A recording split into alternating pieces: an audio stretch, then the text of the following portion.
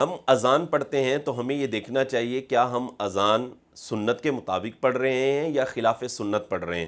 اور خصوصاً اذان کے جو کلمات ہوتے ہیں ان کا اعراب، اور اسی طرح اذان کے کلمات اور ان کے حروف کا تلفظ، اس کا خیال رکھنا انتہائی ضروری ہوتا ہے۔ ہم اذان کے اندر جو پہلا کلمہ پڑھتے ہیں نا جی، اللہ اکبر اللہ اکبر، اس کے اندر یہ جو پہلا کلمہ ہے اللہ اکبر، اس کی جو را ہے، را،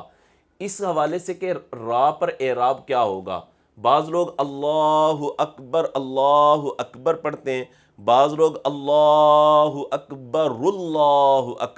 را پر دمہ یعنی پیش پڑ جاتے ہیں، اور بعض لوگ اللہ اکبر اللہ، را پر فتحہ یعنی زبر پڑھتے ہیں۔ تو آیا اس را پر جو اعراب پڑھا جائے گا وہ صحیح کیا ہے؟ تو اس بارے میں علامہ ابن عابدین شامی علیہ رحمہ نے اپنی کتاب رد المحتار، جسے فتاوی شامی کہا جاتا ہے، اس کی جلد نمبر 2 صفحہ نمبر 65 پر اس بات کو بیان کیا ہے کہ یہ جو پہلا کلمہ ہے نا اللہ اکبر، اس کی جو را ہے، اس را کو ساکن پڑھنا یہ سنت مبارکہ ہے، یعنی پڑھا جائے گا اللہ اکبر اللہ اکبر، را کو ساکن پڑھیں گے اور یہاں پر سکتہ کیا جائے گا۔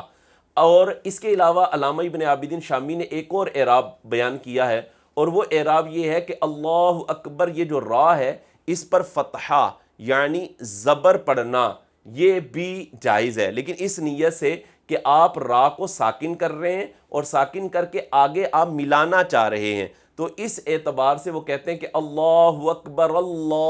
اکبر پڑھنا بھی ٹھیک ہے۔ اور یہ جو اعراب بعض ہمارے قراء حضرات یا مؤذن حضرات پڑھ رہے ہوتے ہیں، اللہ اکبر یعنی را پر دمہ یعنی پیش جو پڑھی جاتی ہے نا جی، اس کو علامہ ابن عابدین شامی علیہ رحمہ نے خلاف سنت قرار دیا ہے۔ یہ کیا ہے؟ خلاف سنت ہے، اللہ اکبر پڑھنا یہ درست نہیں ہے۔ آپ کہیں گے نہیں جی جو قواعد ہے نا جی، تجوید کے قواعد، اس کے مطابق یا نحوی قواعد ہیں اس کے مطابق تو یہ اللہ اکبر پڑھنا درست ہے۔ دیکھیں جو تجوید کے قواعد ہوتے ہیں یا نحو کے قواعد ہوتے ہیں، ان پر عمل کرنا اس وقت تک ہی درست ہوتا ہے جب تک کہ وہ سنت کے خلاف نہ ہوں۔ اگر وہ سنت کے خلاف ہو گئے ہیں، کوئی سا بھی قاعدہ ہے، اگر وہ سنت کے خلاف ہو جاتا ہے تو پھر اس پر عمل نہیں کیا جائے گا۔ لہٰذا اللہ اکبر کی را کو ساکن پڑھنا یہ سنت مبارکہ ہے، اور اس طرح پڑھا جائے گا اللہ